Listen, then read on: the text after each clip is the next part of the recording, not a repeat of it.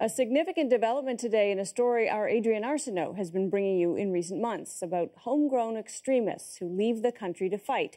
CSIS says about 130 Canadians have joined terror groups overseas. 80 have returned to Canada. Today, under new anti-terrorism legislation, the RCMP laid its first charges against a BC man who's still believed to be abroad. Senior correspondent Adrian Arsenal now with the details. In all the revelations about Canadians fighting as extremists in Syria and Iraq and those who vanished into the clutches of hate, I originally come from Canada. The consistent question has been, what is Canada doing about it? While other countries arrested young men before they left and charged them once they came home, Canada seemed to be watching, investigating, but not visibly acting. Even in the face of threats to Canada itself from jihadis like Farah Shearden. This is a message to Canada and all the American Tawagheet. We are coming and we will destroy you. The perception of Canadian inaction is shifting. For the first time under brand new anti-terrorism legislation, the RCMP has laid charges against someone for leaving Canada on January 21st, 2014 to commit an offence for the benefit of and in association with a terrorist group.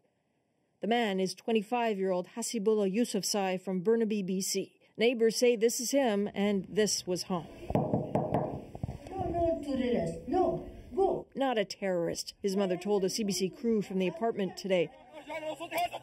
And indeed, there's no evidence on offer about which group he allegedly went to fight with in Syria or what led police to point to him in particular.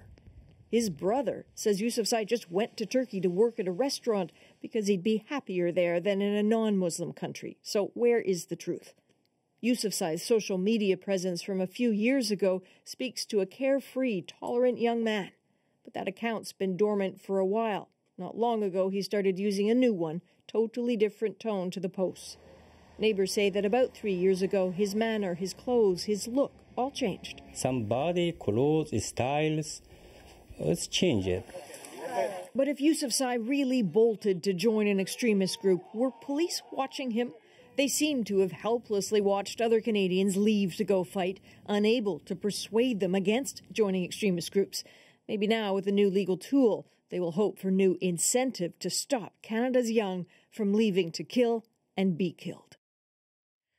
Adrian joins us now for more on the story. So the first charges, not the last, certainly. Is the legislation going to work? It's really interesting. You know, there's nothing immediately apparent to suggest that he's been associated with anything or anyone violent. And yet there are other Canadians who are very open, very cocky about being with groups like ISIS. So why has he been charged and not them? That might just be a timing thing. I think fairly at this point, you can start to expect more names and more charges coming.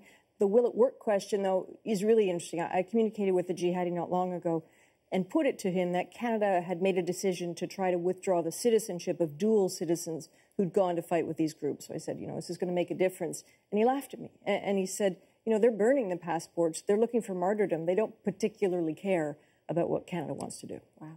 Adrian, thanks. Senior correspondent Adrian Arsenal.